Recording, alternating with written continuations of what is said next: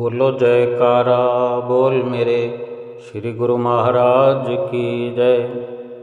सभी गुरुमुख प्रेमियों से सप्रेम जय सच्चिदानंद। परम संत कबीर साहब जी के सुंदर वचन हैं। दो पाटन के बीच में साबित बचा न कोय। एक बार परम संत कबीर साहब जी कहीं जा रहे थे तो क्या देखते हैं कि एक माई आटा पीस रही है, चक्की चला रही है। जैसे पुराने समय में गेहूं को, अनाज को पत्थर के जो दो पाटों की चक्की होती है, हाथ से चलाने वाली, हाथ से गेहूं पीसा करते थे। तो वो माई चक्की चला रही है और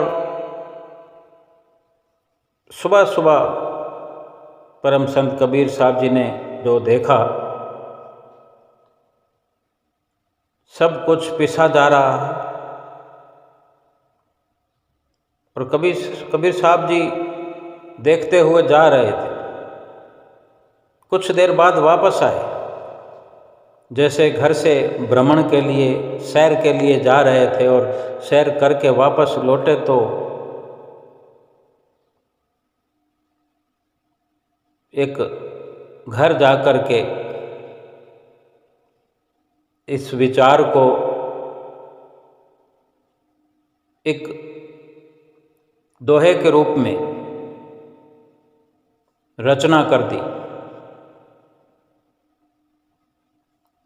उनका बेटा, कबीर साहब का बेटा कमाल, जो कि ये सब सुन रहा था रचना,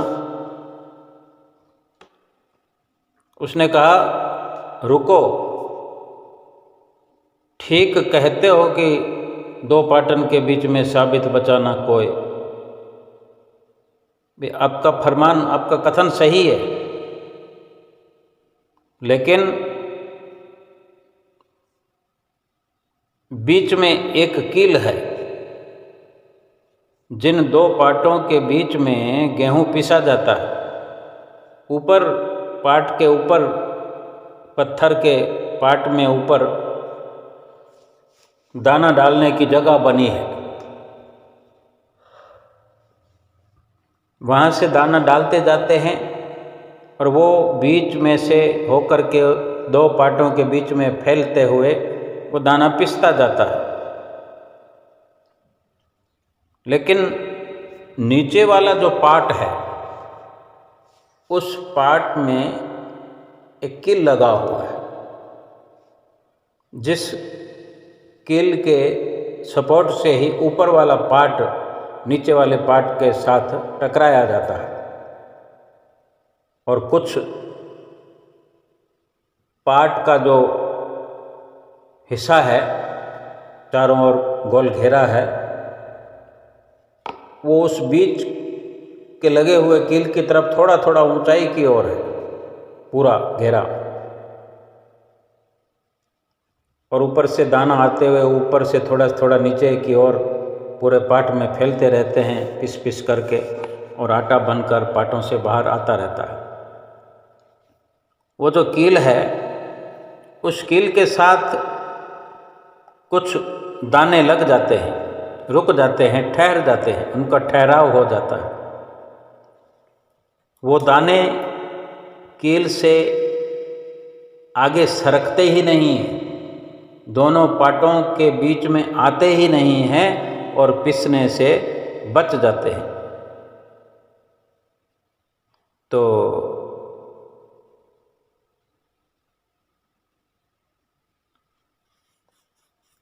ये तो गंभीर बात हो गई।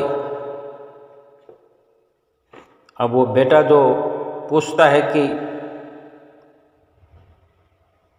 आपने चक्की तो चलाई नहीं और अब चक्की है नहीं,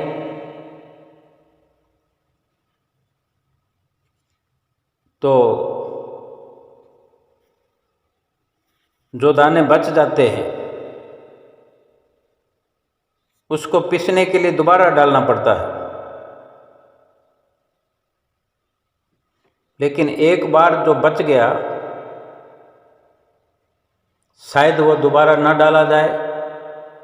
एक उदाहरण है कील का, दाने का, पत्थर का। यानी ये संसार जो है दो पार्टों की तरह पीस रहा है जीवों को। शरीर और मन के दो पार्ट इस जीव को पीस रहे हैं। या यूं कहें कि ये माया और संसार रूपी दो पार्ट जो हैं जीव को पीस रहे हैं, जो माया और सांसारिक झिलमिल में उलझ जाते हैं, दोनों के बीच में आ जाते हैं, वो पिस जाते हैं। और बीच में जो कील है वो कील है परम पिता परमेश्वर, जो सतगुरु के रूप में इसी संसार में वे भी मौजूद हैं। जो जीव सतगुरु रूपी कील के साथ लग जाते हैं, उनकी चरण शरण में आ जाते हैं, वो माया और काल की चक्की में पिसने से बच जाते हैं। और ये सतगुरु का जो सहारा जीव को मिल जाता है, एक बार अगर मिल गया तो फिर दोबारा इस संसार और काल और माया के पाटों में इस जीव रूपी दाने को फिर सतगुरु जाने नहीं देते दोबारा। एक बार बचा लिया तो बचा लिया। कहने का संतों महापुरुषों का तो भाव यही है कि संसार में ऐसे सतगुरु का सहारा प्राप्त करो, ऐसे सतगुरु के चरणों में जुड़ जाओ, लग जाओ, फिर हमें कोई पीस नहीं पाएगा। जन्म आए, मौत आए, दुख सुख जो भी आए, हम उसे अछूते, उससे दूर बने रहेंगे।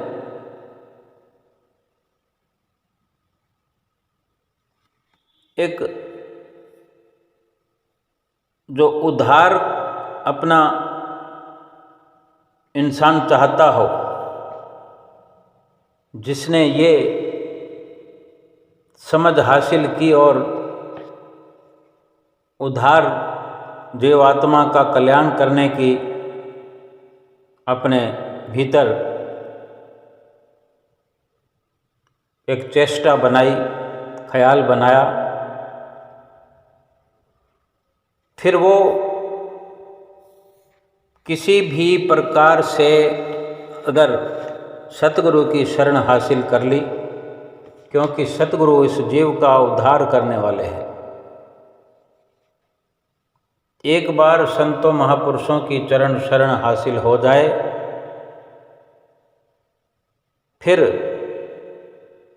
इस जीव को काल और माया का भय नहीं सताता। किसी भी प्रकार से काल और माया रूपी चक्की में पिसने से बचा रहता है, क्योंकि सतगुरु की चरण शरण हासिल करके ही ये जीव काल और माया से छुटकारा पा सकता है। क्योंकि हर समय भगवान का भजन करना, सत्संग करना, और महापुरुष ही ये रोशनी देते हैं कि हीरे और मोतियों के समान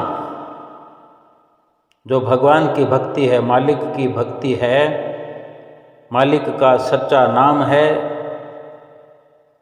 जो कि बहुत कीमती है, उसको जीव छोड़कर झूठे संसार के सामानों में दिल लगा कर बैठ गया है। और जो वस्तु यहीं पर रह जानी है, छूट जानी है और अवश्य ही छूटनी है, रहनी है, साथ नहीं जानी, उसी के लिए परिश्रम ये जीव करता है। और मालिक का सच्चा नाम जो साथ जाएगा ही जाएगा। अगर मालिक के नाम की कमाई करेंगे तब ही जाएगा।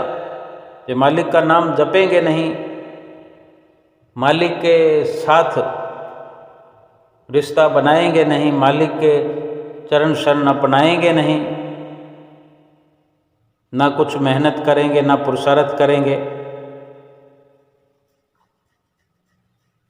जो साथ जाने वाली मालिक की भजन बंदगी है उसकी चिंता ही हम नहीं करेंगे। ऐसा उल्टा अगर रास्ता जीव अपनाता है, अपनाया है कि अज्ञान के अंधेरे में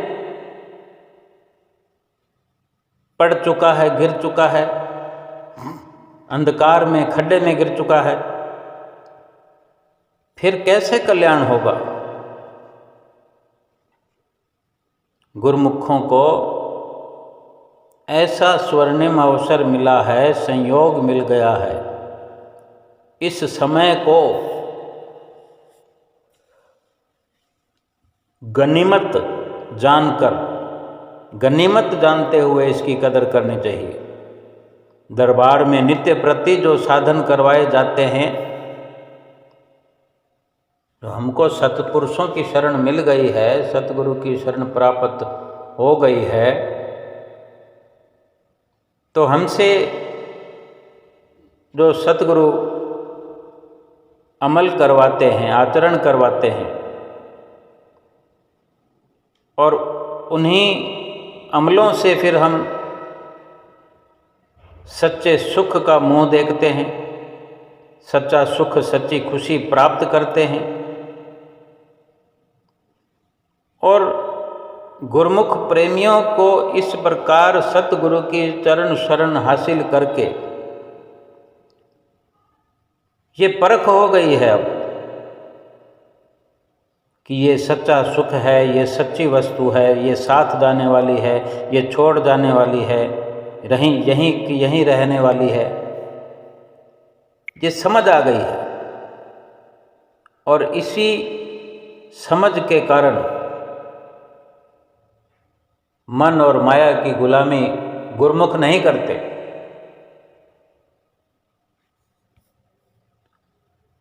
और जब तक हम सतगुरु की चरण शरण हासिल करने के बावजूद भी सतगुरु के वचनों पर चलते नहीं हैं, महापुरुष तो फरमाते हैं कि संतों महापुरुषों के वचनों में रहो, बेशक दुनिया के कारोबार भी करते रहो,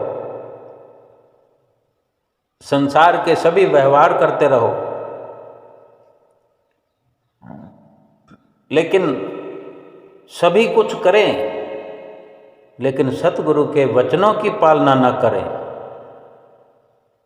तो बड़ी परेशानी हो जाएगी।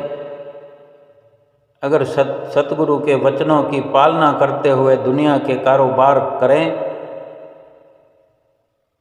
तो जिस वक़्त फल पक जाता है अपने आप ही वृक्ष से टूट जाता है। ना तो फल को कोई तकलीफ होती है, ना वृक्ष को कोई तकलीफ होती है। हमें जो सतगुरु का मिलना है, इस शरीर में आकर जो हमने पूर्ण सतगुरु को पा लिया है, परिपूर्ण सतगुरु श्री परमहंस अवतार हमें मिल गए हैं। एक प्रकार से देखें तो सारे काम पूरे हो गए हैं। ये इसी का, ये जो फल का पकना जो है वो इसी को कहते हैं कि सतगुरु के वचनों पर चलना ये फल का पकना है। और जो इस प्रकार रोज रोज जितना हो सके गुरुमुख प्रेमी भजन और सिमरन करते हैं, ये इस फसल को पानी देना, गुड़ाई बुआई करना, ये जो मनुष्य जीवन और मनुष्य जीवन में सतगुरु की प्राप्ति, उनके वचनों पर अमली कार्रवाई और भजन सुमरन की कवायद जो गुरुमुख प्रेमियों ने शुरू कर रखी है, एक प्रकार से शब्द धुन के साथ मिल जाना, यह है इसका पक कर फिर टूट जाना। फल पक गया, सतगुरु के वचनों की पालना की तो फल पक गया। भजन सुमरन भरपूर करते हुए समझो ये फल पक कर अपने आप टूट कर हासिल हो जाना। एक तो इस प्रकार से गुरुमुख का जीवन बन जाए तो कभी कुछ मांगने की जरूरत नहीं पड़ती।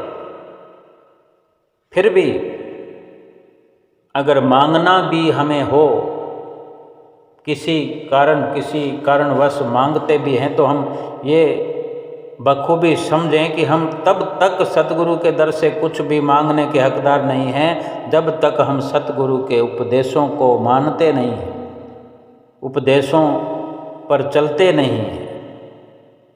जब हम सतगुरु से प्राप्त आदेश, उन आदेशों की पालना करने लग जाएंगे, पालना करेंगे, तब फिर हमें मांगने की भी जरूरत नहीं पड़ेगी। पहले मांगने के हम अधिकारी नहीं हैं, और जब सतगुरु के उपदेशों पर चलेंगे, अपने जीवन को ढाल देंगे, फिर तो मांगने की जरूरत भी नहीं रहेगी। ये कितना लाभ का सौदा है, ये कितने लाभ की बात है। संसार की हालत, सुखिया सब संसार है, खावे और सोवे, दुखिया दास कबीर है, जागे और रोवे। संत महापुरुष दुनिया में आकर जीवों को होका देते हैं, आवाज़ लगाते हैं, मुनियादी करते हैं, अनाउंसमेंट करते हैं कि ईश्वर परमेश्वर भगवान ना वेदों में है, ना शास्त्रों में, और ना दूसरी पोथियों में, ना तीर्थों में, ना पहाड़ों में, बल्कि वो तो तुम्हारे अंदर है। और ये कितने पते की बात है जो संत महापुरुष जीव को समझाते हैं, जो संत महापुरुषों की नज़दीकी में पहुंच जाते हैं, उन्हीं को ही ये जानकारी हासिल होती है। और फिर संत महापुरुष जो उन्हें मालिक के मिलने का रास्ता बताते हैं, तरीका बताते हैं, तो हर गुरुमुख का, हर इंसान का यही कर्तव्य है, यही फर्ज बनता है, यही इंसानी फर्ज है कि संत महापुरुषों से रास्ता पूछकर अंदर की ओर चलना चाहिए। अंदर की ओर चल करके उस मालिक के दर्शन करें, उस मालिक का दीदार करें। लेकिन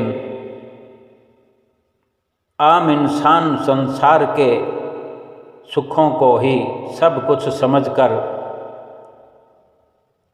केवल खाना और सोना, कमाना, खाना और सो जाना जीवन व्यतीत कर रहे हैं, करते चले जा रहे हैं, दुख पर दुख भोग रहे हैं।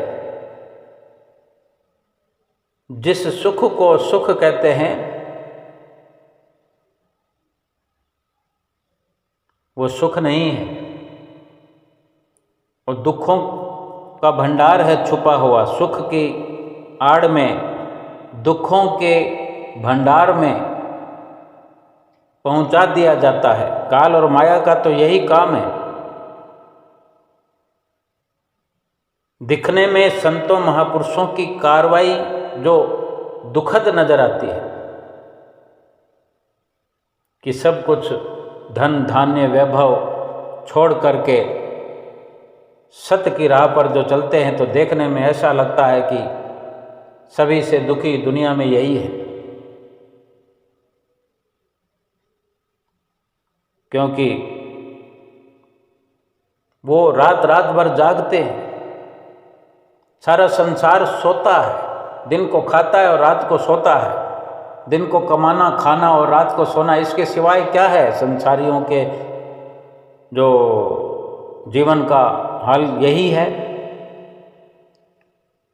संत महापुरुष दिन में उपकार करते हैं, दिन को अपने नज़दीकी में अपने शरण में आए हुओं को रास्ता बताते हैं, और रात को योग साधना करते हैं, भगवान का भजन करते हैं। और भगवान की याद में आंसू निकलते हैं। देखने वाले सोचते हैं कि ये दुखी हैं इसलिए रो रहे हैं।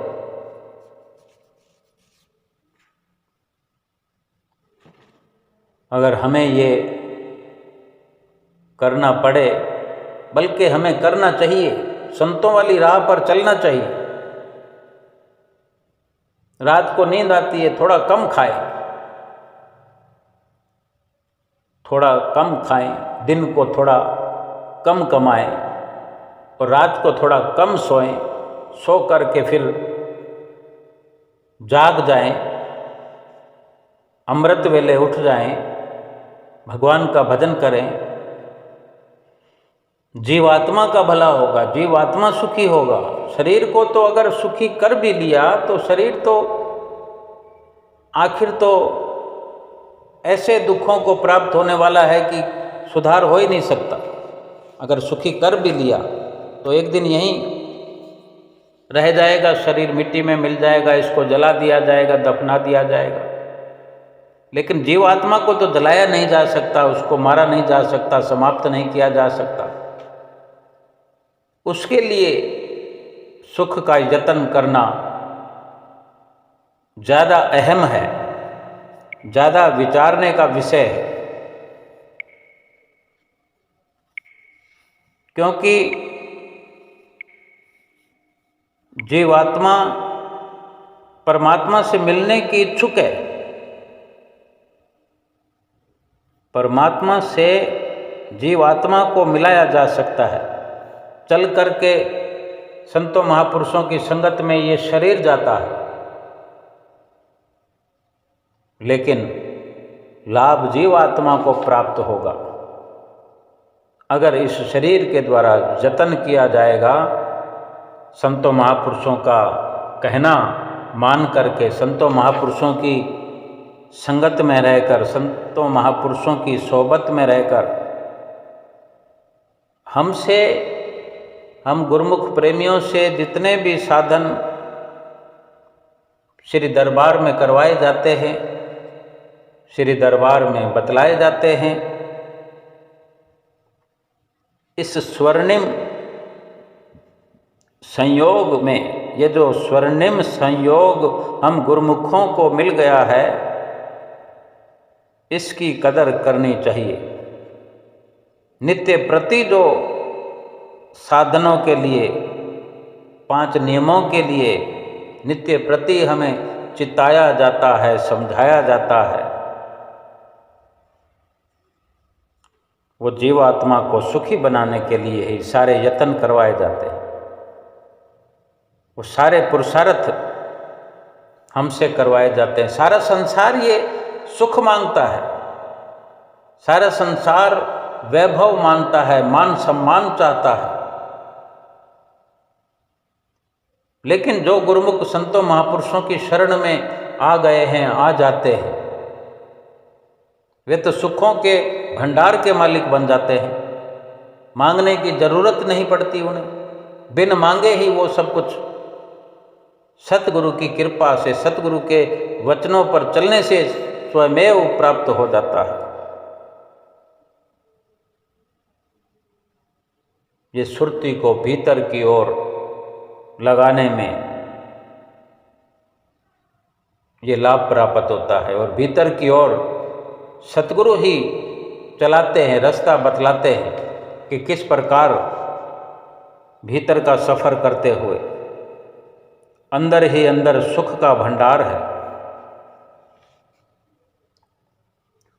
और ये हर गुरुमुख को भली भांति ध्यान देना चाहिए कि जो आदतें हमारे, जो कुकृत्य हमें सतगुरु की आज्ञा मानने में बाधित करते हों, बाधा डालते हों, ऐसी आदतों को जल्द से जल्द दूर कर देना चाहिए। हमें उठने में दिक्कत होती है, सुबह जागने में दिक्कत होती है, रात को जल्दी सोने में दिक्कत होती है कि नहीं होती? रात को सोना नहीं चाहते, सुबह उठना नहीं चाहते, दिन भर में रुपए पैसे की कमाई को छोड़ना नहीं चाहते, पूरा प्रयास करने पर भी कहते हैं कि अभी और ज़रूरत है, अभी और ज़रूरत है, इतना चाहिए, इतना चाहिए। यानी पूरा प्रयास करने पर भी सफलता हासिल नहीं हो रही है, तो समझो कि संसार के अंदर कभी सफलता प्राप्त नहीं की जा सकती।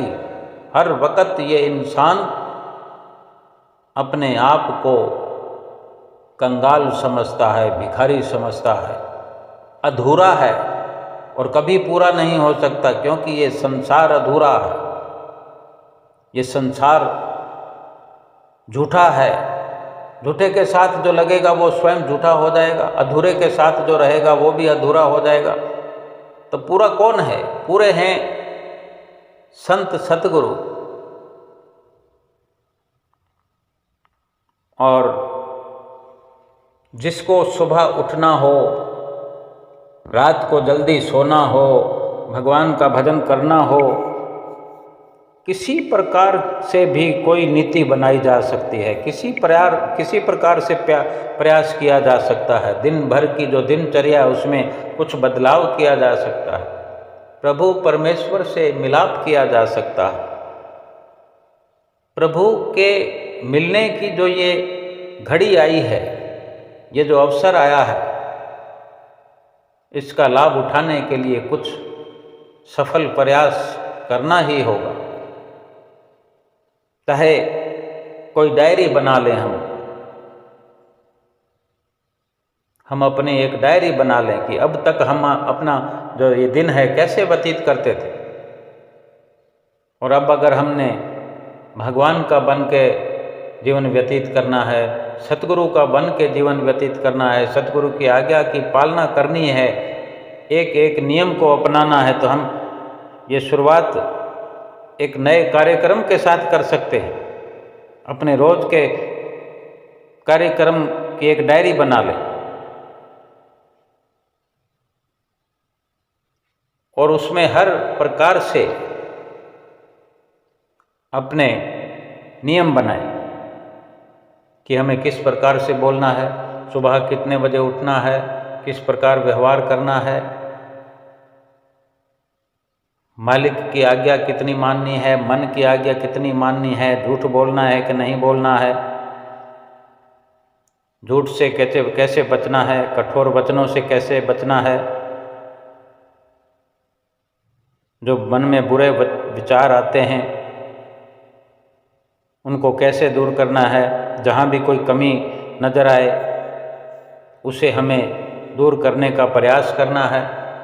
संतों महापुरुषों से मार्गदर्शन लेते रहना है। जहाँ कुछ समझ में न आए, संतों महात्माओं की, सज्जन पुरुषों की नज़दीकी प्राप्त करके अपना मार्गदर्शन प्राप्त किया जा सकता है। सोचो तो सही, हम सोचें तो सही, क्या हम प्रकृति के विधान को बदल सकते हैं? नहीं बदल सकते। जो कुदरत ने रचना हमारी कर रखी है या कुदरत के जो नियम हैं वो तो हम बदल नहीं सकते। फिर कुदरत के अनुसार अपने नियम होने चाहिए ना। हमें जो करना है वो कुदरत की कार्रवाई के अनुसार होना चाहिए। अगर हम कुदरत के विधान को नहीं बदल सकते तो फिर बेकार में परेशान होने की क्या ज़रूरत है। कुदरत का विधान यही है कि सतगुरु की चरण शरण हासिल किए बिना, सतगुरु की मौज को शिरोधार्य किए बिना भगवान से मिलन नहीं हो सकता। भगवान के मिलन बिना इस भव से बेड़ा पार नहीं हो सकता। अगर सहारा लेना है तो सतगुरु का, मालिक का ही लेना पड़ेगा और स्वयं को उनकी मौज पर छोड़ दो। अपने जो भी संसारिक कार्य हैं वो कुदरत स्वयं हाजिर नाजिर होकर हमारे करवा देगी, अगर हम सतगुरु की आज्ञा पालना में लग गए हैं, लग जाएंगे। हम कुदरत के विधान को नहीं बदल सकते। हम जो स्वयं गलत धारणाओं में अपना जीवन व्यतीत कर रहे हैं, गलत धारणाओं में हम लगे हुए हैं, गलत नियम जो हमने अपने जीवन को चलाने के लिए बना लिए हैं, जैसे कितना ये घातक है कि रात को 12-1 बजे सोना और सुबह 8 बजे उठना और उठते ही काम धंधों में लग जाना। अगर रात को देर से सोए हैं, भगवान का भजन करते हुए सोए हैं तो बहुत अच्छी बात है, और सुबह देर से भी उठे और उठते ही भजन सुमरण में लग गए तो बहुत अच्छी बात है। लेकिन संसारिकता में लगे रहे, लगे नींद आ गई, माया में लगे नींद आ गई और उठते ही माया में लग गए, फिर भगवान कैसे मिलेंगे? भव से पार कैसे होंगे? दुखों से छुटकारा कैसे होगा? आत्मा का निस्तारा कैसे होगा? आत्मा परमात्मा से कैसे मिलेगी? कब मिलेगी?